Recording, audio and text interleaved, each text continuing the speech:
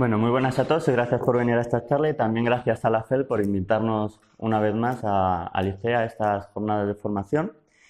Y bueno, como ha dicho Javier, voy a comentaros un poquito lo que es la autogestión en un primer bloque y lo que yo entiendo principalmente por autogestión. No voy a definir nada que venga en ningún libro, ni nada que haya dicho Berman sobre comunismo libertario, ni cosas similares. Luego, en segundo lugar, os voy a explicar un modelo que se llama de economía participativa, ECOPAR o PARECON, que ha sido desarrollado por Robin Hanel y Albert, que básicamente lo que quiere plantear es una propuesta basada en principios fundamentales como la autogestión, una propuesta económica alternativa al sistema capitalista. Y por último, os voy a comentar un poquito sobre remunicipalización, pero una remunicipalización diferente a la que estamos viendo en los medios de comunicación o lo que quieren realizar masivamente los ayuntamientos del cambio. Desde el ICEA nosotros planteamos una remunicipalización cooperativizada y no a través de cooperativas de servicio ancladas en la comunidad y no simplemente que el ayuntamiento vuelva a tomar control sobre esos servicios. Entonces, lo que os decía, os voy a comentar un poquito, bueno, en cualquier momento de la charla, dudas, sugerencias o eso, para intentar que sea esto un poquito más dinámico, directamente me interrumpís y comentamos lo que queráis y si algo os parece un poquito pesado, pestiño, cosas de estas, también dices, tío, salta de esto y vamos a iniciar un poquito más el debate, ¿vale? Bueno, entonces yo ayer pensando qué contaros sobre autogestión, para mí la autogestión me es muy difícil definirlo, ¿no? Entonces, porque yo creo que todas las personas tenemos una idea de autogestión. Entonces, yo os lanzo la pregunta que si consideráis que la autogestión es una democratización de los medios de producción y por tanto una habilitación social, es decir, un proceso por el que los ciudadanos volvemos a tomar las riendas de nuestras vidas en el día a día como paso previo a una emancipación social. ¿Vale? Eso ayer se me ocurrió en el bar. Entonces no sé hasta qué punto es coherente o no es coherente. Entonces os lanzo esa pregunta, que si queréis luego la vuelvo a repetir o si queréis que la repita ahora y empezamos un poquillo el debate con eso, estoy brindado a cualquier sugerencia, ¿vale? Continúo entonces. Bueno, lo que tenemos yo creo que aparte de esa definición que es un poquito más de manual, ¿no? Yo creo que tenemos que tener en cuenta dos principales características de la autogestión. La autogestión no es algo nuevo. Marx ya hablaba de un comunismo primitivo que lo identificaba con la autogestión. Y tenemos como ejemplo paradigmático de autogestión las colectivizaciones agrarias de la Guerra Civil, las comunas del Mariscal Tito que hizo en la antigua Yugoslavia y la Comuna de París.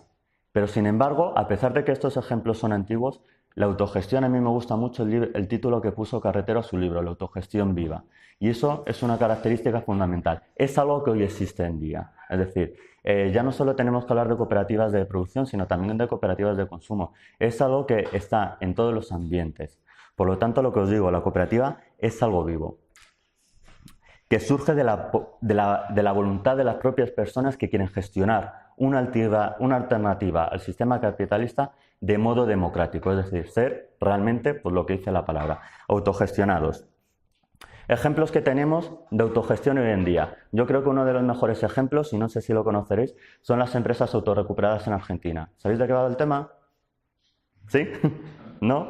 Bueno, pues las empresas recuperadas... se ha celebrado ahora precisamente el 6º encuentro en Argentina, en Buenos Aires, de la economía de los trabajadores, donde se habla de todos estos temas y donde se hace mucho hincapié en esto de las empresas autorrecuperadas. ¿Qué sucedió en el 2001 en la crisis de Argentina? Que directamente los capitalistas dijeron, aquí no hay beneficios, vamos a vender nuestras empresas, vamos a vender las máquinas que tenemos para producir y vamos a sacar la mayor tajada posible. ¿Qué hicieron los trabajadores? Directamente ocupar esas empresas y empezar a producir ellos. Estamos hablando, como decía antes, de una cooperativización o de una autogestión basada en la producción. Pero esta autogestión en la producción también la vemos en empresas como Biomé, en Tesalónica, donde se celebró en noviembre del año pasado el 2º encuentro de la economía de los trabajadores, en este caso euromediterránea, donde hubo bastante asistencia y estuvo bastante bien. Pero también existen cooperativas de consumo y grupos de consumo donde se fomenta el comercio justo y el comercio responsable, pero también tenemos entornos colaborativos en temas de información y de conocimiento, como puede ser la Wikipedia, aunque se sale un poco más de términos se sale un poco de lo que podríamos decir puramente autogestión, pero tenemos periódicos que gestionen información de manera cooperativa y autogestionada, como antes era el Diagonal, Tangente, y bueno, y en el caso del Diagonal reconvertido al Salto. Y como no, a mí me gusta siempre hablar de las casas ocupas. Resulta que las casas ocupas han supuesto dar cabida a reivindicaciones y dar cabida a soluciones que desde un ámbito institucional nos dan soluciones simplistas. Es decir, ahora utilizamos el mensaje inclusivo gracias, yo creo, que a lo que se ha empezado a desarrollar del movimiento feminista realmente transgresor en las casas ocupas. Si nos hubiéramos quedado desde el feminismo institucionalizado, resulta que aquí ya sería igualdad y todo sería genial. Es gracias a esta participación y esta reivindicación desde que se hace en espacios autogestionados lo que realmente estamos luchando por realmente ir más allá de lo que nos están vendiendo públicamente. Luego también existe una autogestión rural o una autogestión verde, cuyo ejemplo es Fraguas, ¿no? Todos conocemos el ejemplo de Fraguas, que se han ido a ocupar ahí un pueblo y están en armonía con el medio ambiente. Y ayer me parece que os hablaron también un poquito de decrecimiento, pues realmente en estos pueblos ocupados llevan una vida totalmente armonizada con el medio ambiente o con el ambiente, no tenemos que decir medio, y realmente con principios basados en el decrecimiento tales como la descomplejización y la ruralización de la economía, haciendo más hincapié en las economías locales. Por tanto, después de todo esto que os he contado, desde mi punto de vista, os digo que esto es muy personal, igual que la definición que os decía al principio, y por eso quiero intentar extraeros de vosotros un poquito el debate y qué opináis de todo esto. Para mí, autogestión es producir en común, consumir en común y gobernar en común, donde los bienes comunes tienen la mayor parte de importancia, cuidarse mutuamente, apoyarse los unos a los otros, cooperar y colaborar en lugar de competir, decidir democráticamente de manera real y efectiva sin representaciones, asamblearismo, debatir y participar, compartir el conocimiento, repartir de manera equitativa los esfuerzos del trabajo de común, tomar la vida de la mano de uno mismo, emprender pero no explotar, respetar los límites del sistema, comercio justo, anteponer a las personas antes que al capital y rechazar la opresión patriarcal. No sé qué opináis de todo eso. Bueno, pues esta era la pequeña introducción que quería hacer sobre el tema de autogestión y sobre todo una visión muy personal, ¿no? Entonces, ahora me voy a pasar a la segunda parte, que es un modelo económico, como os comentaba, que aquí el compañero ya me ha oído hablar de él, al parecer, aunque yo no lo recuerdo. Y es el modelo de economía participativa.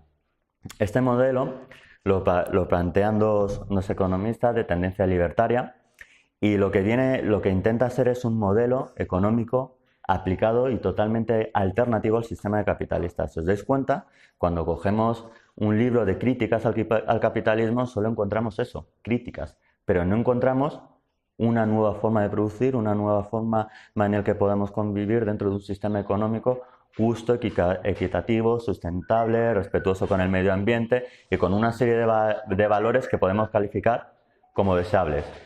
Pues bien, pues la economía participativa es lo que intenta establecer un sistema nuevo. Sobre todo, esta idea ya tiene varios años, pero estas alternativas totales al sistema capitalista son ahora más importantes cuando estamos sometidos a una crisis sistemática que viene desde la economía de los cuidados, crisis ecológica, crisis de valores, crisis económica propiamente dicha.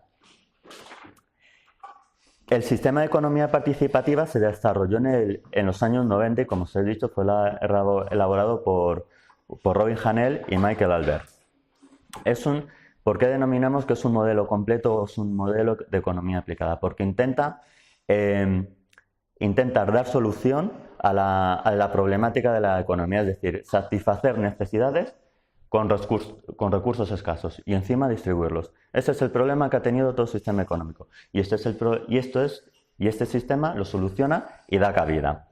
Con una diferencia, que es un modelo participativo, democrático y deliberativo. Es decir, la democracia vía autogestión tiene cabida y son las personas tanto consumidores como productores, lo que deciden qué consumir, qué producir y cómo producir. Como os decía, es una alternativa al capitalismo, pero no solo al capitalismo, sino que es una alternativa a los antiguos países del bloque comunista, es decir, a la planificación centralizada o capitalismo de Estado, pero también a la socialdemocracia, que hemos visto en la última crisis del sistema neoliberal cómo realmente la socialdemocracia da un paso para adelante y dos para atrás, porque hemos visto que muchos de los derechos que hemos conseguido durante los 30 gloriosos del siglo pasado lo hemos perdido con esta crisis. Y por tanto, a mí me gusta decir que representa realmente una alternativa pura y dura al no hay otra alternativas. No sé si habéis oído hablar de ese leitmotiv que dijo Margaret Thatcher, que decía que ya no solo el capitalismo, sino el capitalismo neoliberal era el único sistema posible y el único sistema que permitiría a las personas poder consumir durante mucho tiempo, poder producir durante mucho tiempo y, por tanto, que sería posible la vida, cosa que es totalmente falso, porque ayer seguramente también nos comentarían algo del conflicto capital-vida y la reproducción social. ¿Vale? Entonces, como os comentaba, ¿en qué se basa el modelo de economía participativa? Se basa en una serie de principios o valores, como son la democracia y la autogestión, la solidaridad, la variedad, la eficiencia, la justicia económica y la sustentabilidad. Sobre estos valores se marcan las instituciones básicas de este sistema, que son los consejos de obreros y de consumo, y de allí las federaciones. Y por último, lo que se crea es un proceso de planificación participativa para unir deseos de consumo y posibilidades de producción. ¿De acuerdo? No sé si me estoy enrollando mucho, veo ahí. Bueno, os voy a describir un poquito lo que son estos valores, ¿de acuerdo? El de democracia económica significa superar el concepto friedmanita de la libertad, en el que solo yo creo que el concepto de Friedman que tiene de la libertad es una transversión del concepto de libertad y realmente lo mancilla, ¿no? Porque realmente yo tengo libertad, pero solo libertad económica para lo que a mí me interesa, ¿no? Libertad política me la puedo cargar en cualquier momento, como sucedió con la socialdemocracia en el 1973 con Allende, ¿de acuerdo? Y entraron allí los Chicago Boys a atacar el sistema de pensiones, a atacar la escuela pública, etcétera, etcétera. Entonces, lo que plantea el sistema de Pareco es la máxima anarquista de mi libertad acaba cuando empieza la de los demás. Y sobre esa base vamos a construir nuestro sistema democrático de decisiones y deliberativo, basado también, como os decía, y ahí tiene cabida realmente la autogestión económica y gestión política. Otro de los principios que manejan es la justicia económica. Existen principalmente 4 axiomas retributivos. ¿Esto qué significa? ¿Cuál es la manera que se nos retribuye a los trabajadores por realizar nuestro trabajo? Uno de ellos depende de nuestra contribución a la producción de nuestro capital humano y capital físico. ¿Esto qué significa? Que según contribuya yo con mi dinero y con mis capacidades, así me retribuiré. Pero resulta que aquí entra lo que se denomina el dilema del nieto de Rockefeller. Todo el mundo sabemos quién es Rockefeller, el magnate que tiene unos emporios impresionantes. Resulta que su nieto ha recibido todo por herencia, nunca ha hecho nada. Y resulta que por tener más capital y participar más capital, ese hombre va a recibir más dinero. Entonces esto es totalmente injusto. Otro axioma retributivo también injusto es el que a través del Rawls se conoce como el liberalismo igualitario, es decir, en el que el capital humano es por el que se retribuye al hombre o al trabajador. En este sentido también a pesar de ser igualitario, también es discriminador porque existen diferentes sistemas de educación. Entonces, dependiendo de las posibilidades de que hayas podido acceder a un sistema de educación u otro, así podrás participar de tu capital humano. Entonces, bueno, pues también es un poco injusto. Y luego la retribución por cada uno de sus esfuerzos. Este es el principal axioma que utiliza este sistema económico. Por lo tanto, luego me referiré más a él. Porque, ¿cómo se mide el esfuerzo? Es muy diferente entre que nosotros midamos el esfuerzo. Tú te esfuerzas más, tú te esfuerzas menos. Siempre pueden existir camarillas y colegueos que impliquen que yo te valoro de una manera mejor, yo te valoro de una manera mejor. Esto lo soluciona este sistema, pero luego me referiré a ello cuando hable de empleo equilibrado. Y por último, lo que yo creo que es la máxima retributiva, más igualitaria y a la que se debería de entender, que debería de ser a cada uno según su necesidad, que es la máxima totalmente anarquista y libertaria de la que bebemos pues, los libertarios. Otro de los principios, la sustentabilidad. Hemos dicho que autogestión es sostenibilidad o respeto al medio ambiente y el entorno que nos rodea. Pues la economía participativa esto también lo tiene en cuenta, pero con una peculiaridad. Esta sustentabilidad tiene que estar basada en la equidad intergeneracional. ¿Esto qué significa? Que yo tengo que dejar para las personas que vengan detrás de mí, para las generaciones futuras, lo mismo o más de lo que yo tengo. Y además meten la idea de principio de precaución o prevención. Si una actividad mía puede suponer un riesgo, aunque no esté seguro que suponga, pero puede suponerlo directamente, no lo realizo. Otro de los principios, fundamental en todo sistema económico, eficiencia y equidad. Pero eficiencia no entendida como rentabilidad, sino como eficiencia de no malgastar, ni derrochar, ni destruir los recursos que tenemos. Y por otra parte, la equidad, ¿a qué se refiere? El mercantilismo, cuando habla de equidad, se refiere siempre al óptimo de Pareto. ¿Qué significa el óptimo de Pareto? Que yo no puedo más... ¿Por qué te ríes? Cuéntame. No. ¿Hablo muy rápido? ¿No? Bueno, ¿qué dice el óptimo de Pareto? El óptimo de Pareto dice que yo no puedo mejorar en mis condiciones si empeora a alguien más. ¿Qué dice la economía participativa? Para introducir juicios de valor en la equidad, no es que yo tenga que beneficiarme, sino que existe un mayor beneficio global frente al coste global, es alternativa, es equitativa. ¿De acuerdo? Introduciendo estas ideas de equidad y estas ideas de eficiencia, lo que se pretende es satisfacer nuestras necesidades, o como seguramente os contará el año pasado Amaya Pérez Orozco, nuestras deseidades, ¿vale? Eso es un concepto muy importante. No solo tenemos que intentar satisfacer nuestras necesidades más básicas, sino que tenemos que saber satisfacer nuestros gustos o nuestros caprichos dentro de un límite, ¿no? Para, como también dice Pérez Orozco, vivir una vida que merece ser vivida, ¿no? Seguro que si el año pasado estuvisteis allí con ella, os hablaría de esto mucho mejor que yo. Otro principio, el de la solidaridad. La solidaridad es fundamental para este sistema, sobre todo porque en esa solidaridad se basa la creación de bienestar de las personas. Y en esta solidaridad es en lo que se tiene que basar la superación de los principios fundamentales del sistema económico actual, que es el egoísmo. Esta solidaridad debe de implicar colaboración y cooperación entre las personas para superar lo que también Amaya Orozco, tomado de Nancy Fraser, me parece, llama el BBVAH. No sé si sabes lo que es. ¿Habéis oído hablar de él? Aparte del banco, se supone que el individuo por antonomasia es el blanco y en este caso también adulto y heterosexual, exactamente. Entonces, superar ese patrón a través de la solidaridad. Y por último, y el último principio que tiene en consideración la economía participativa es la variedad. La variedad dice que todos nosotros, todos los que estamos aquí, cada uno podemos tener gustos diferentes. Entonces tenemos que dar cabida o intentar dar cabida a esos gustos diferentes, ¿de acuerdo? La uniformidad no es buena, pero también igual que la uniformidad no es buena, la mayoría no tiene que tener por ser mayoría, tiene que tener siempre la razón. Os comentaba al principio que la economía participativa se basa en una serie de principios, que son todos los que se han enumerado, y luego da lugar a una serie de instituciones, que son los consejos de obreros y los consejos de trabajadores y los consejos de consumidores. Por lo tanto, ahora me voy a referir a estas dos instituciones. ¿Qué son los consejos de trabajadores?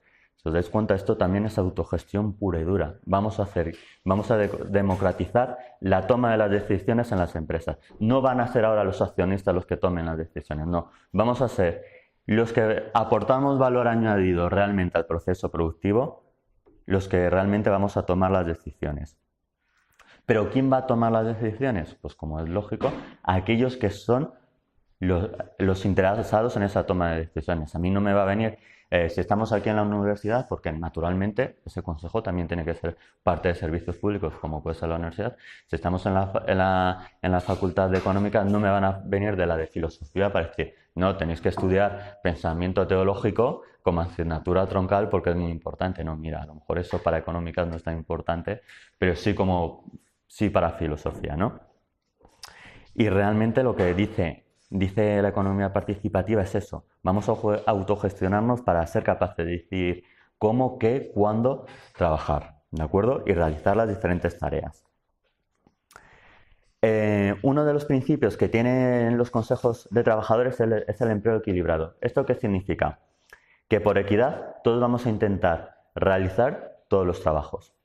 Esto no significa que no vayamos a quitar las especializaciones, porque si hay una persona, un experto en un tema, no le vamos a evitar que realice el trabajo, pero sí va a tener que realizar otros trabajos. ¿Para qué? Para que todos los trabajos sean iguales y exista un empoderamiento de las personas. ¿De acuerdo? El tema de las retribuciones. Os he hablado antes de justicia retributiva y que existían 4 axiomas. Pues bien, os decía que el esfuerzo es el principal axioma retributivo en la economía participativa. Es decir, así como tú contribuyes a la participación de la producción, así te vamos a retribuir. Pero realmente, desde mi punto de vista, eso es un poco injusto. Parecón también establece que se van a establecer retribuciones mínimas para aquellas personas que no puedan trabajar o incluso que no quieran trabajar, pero retribuir por el esfuerzo es complicado, ¿no? Yo mismo hago la crítica de cómo valorar ese esfuerzo. Y si existen personas que se escaquean, o si yo me hago colega de cualquiera de vosotros y decimos, yo te valoro muy por encima. Aquí es muy importante en ese sentido la concienciación y es un tema de debate. Antes estábamos comentando con Javi, yo también pertenezco a un sindicato que es Solidaridad Obrera, en el pequeñito, pero no estamos mal de afiliación. Cómo conseguir esa concienciación de clase y cómo conseguir que realmente llevar un acción más retributivo basado en el esfuerzo que sea justo, que no existan camarillas, etcétera, etcétera. Por otra parte, el Consejo de Consumidores. Los consumidores, a través de su esfuerzo dedicado en el trabajo, puesto que quien consume trabaja y quien trabaja consume, es lógico, son retribuidos por una serie de provisiones. Y dependiendo de las provisiones que consiga, así va a poder consumir o no. Consumimos principalmente 2 bienes. ¿Qué tipos de bienes? Los bienes individuales y los bienes colectivos. ¿De acuerdo? Los bienes colectivos en un sistema capitalista son más caros porque tienen mayores costes. Se supone que tienen una serie de costes de transacción, de provisión pública, etcétera, etcétera, etcétera. Esto desde mi punto de vista es un cuento que nos cuentan para decir, es más eficiente la gestión privada, vamos a privatizar los bienes comunes. Pero no, llevando un sistema eficiente y equitativo, como se plantea desde Parecón, se eliminan esos costes de transacción y se elimina el sesgo que existe naturalmente en las personas para intentar consumir bienes individuales. En Parecón también existe un concepto de precio, porque hemos dicho que a las personas se las retribuye y, según esas retribuciones, pueden comprar. Pero no es un precio que se establece por las leyes de mercado de oferta y demanda, sino que es un precio indicativo. Y a mí esto me parece algo increíble, una idea maravillosa que está muy relacionado con la solidaridad intergeneracional que decíamos antes. Establecen un sistema de precios indicativo, que es un coste social. Un coste social entendido como el coste de oportunidad que supone que yo consuma algo que no van a poder consumir mis generaciones futuras. ¿De acuerdo?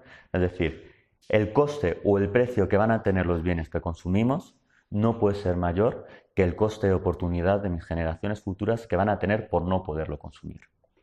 ¿De acuerdo? Por otra parte, supera algo que se ha incluido dentro del neoliberalismo y que nos ha transmitido en la sociedad. El neoliberalismo dice que es la oferta, es decir, son los productores lo que determinan qué se debe producir, cuando realmente es al revés. Somos los consumidores los que realmente deberíamos de determinar qué se consume. Por mucho que me digas y por mucho que vean la tele que tienes que tener el nuevo iPhone X, ¿es el nuevo? Pues por mucho que me lo digas, no, soy yo el que voy a determinar si realmente necesito ese móvil o no. Y no porque tú me lo metas por los ojos y porque estemos en una sociedad totalmente consumista. Por encima de estos consejos de obreros y de estos consejos de consumidores existen las federaciones, ¿vale? Este es un tema, desde mi punto de vista, un poco peliagudo y tampoco me gusta personalmente, ya que estamos metiendo el tema de la democracia representativa. Es decir, si establecemos federaciones o establecemos confederaciones, estamos estableciendo representantes. Entonces, bueno, es un poco peliagudo, aunque los delegados que vayan a estas representaciones no tengan poder de decisión, sean rotativos, se hagan referéndum, palabra ahora muy de moda, etcétera, etcétera, etcétera. Pero es un poquito peliaguda, ¿no? En fin, pero el Parecón establece federaciones de estos dos consejos que os he comentado. Por último, la planificación participativa, que es el último punto o la última institución que existe en Parecón. ¿Qué es esta planificación participativa? Hemos dicho que existen consumidores y productores, ¿no? Y que se tiene que establecer unas necesidades o satisfacer unas necesidades que se tienen que satisfacer a través de una producción. Entonces tenemos que combinar esas dos cosas. ¿Qué puedo producir con qué quiero consumir? Y eso se hace a través de un proceso iterativo que se llama planificación participativa. ¿Cómo funciona esto? Van los consejos de obreros, van los consejos de consumidores y básicamente dicen lo que cada uno puede y lo que cada uno quiere. ¿De acuerdo? ¿Qué sucede? Que no es realmente voy a producir todo lo que tú quieras para consumir todo lo que tú quieras. O te vas a tener que tragar lo que yo puedo producir, aunque tú no lo quieras consumir. Sino que se tiene que establecer un equilibrio en producción. Ese equilibrio en producción, ¿cómo se produce? Con lo que os decía antes de los precios indicativos. Y en el que el coste social de esa producción no supere al beneficio social. Y por otra parte, desde la perspectiva de los consumidores, que el coste de lo que yo quiero consumir, es decir, mi consejo de consumidores quiere consumir, no tiene que ser mayor que las provisiones que se han basado en mi esfuerzo y que tienen que estar relacionadas con los precios indicativos. Es decir, el coste de lo que yo quiero consumir no tiene que ser mayor a los precios indicativos forjados a través de ese coste de oportunidad. Teniendo en cuenta de esto, volvemos al tema de la autogestión, ¿de acuerdo? ¿Qué sucede cuando yo voy con una propuesta de consumo y con una propuesta de producción que no se puede realizar? Porque no tengo demanda o bien porque no consigo producirlo. Las propuestas de consumo y las propuestas de producción se devuelven otra vez a los consejos y vuelven a deliberar qué es lo que puedo consumir, qué es lo que quiero consumir. Metiendo totalmente otra vez la autogestión, porque son los propios productores y son los propios consumidores lo que deciden el qué y el cómo. ¿De acuerdo? Aquí se promueve totalmente la eficiencia, entendida como lo comentaba antes, sino como en términos de rentabilidad económica. Vamos a ver que somos capaces de producir sin malgastar de recursos y promoción de la equidad. Vamos a ver que somos capaces de producir y consumir intentando que nuestro consumo y nuestra producción no perjudica a las generaciones futuras. Por último, aparte de las críticas que ya he dicho a Parecón, Olin Wright, no sé si le conocéis, es un sociólogo muy famoso, establece dos críticas muy importantes a este sistema de economía participativa. Uno, la necesidad de información que necesitan todos estos procesos iterativos y que todas estas propuestas vayan y vengan una y otra vez a los consejos. Todo eso necesita mucha cantidad de información y de tiempo. Y por otra, y más importante, que yo creo que es una crítica casi destructiva, pero de quienes participamos en los movimientos sociales a todos los niveles, tenemos que ser conscientes y tenemos que intentar superar y enfrentarnos a ella, que es la dictadura de lo social. No sé si habéis oído hablar alguna vez de este tema. La dictadura de lo social significa que ir a tantas asambleas me acaba quemando, realmente. Y entonces lo que viene a suceder es que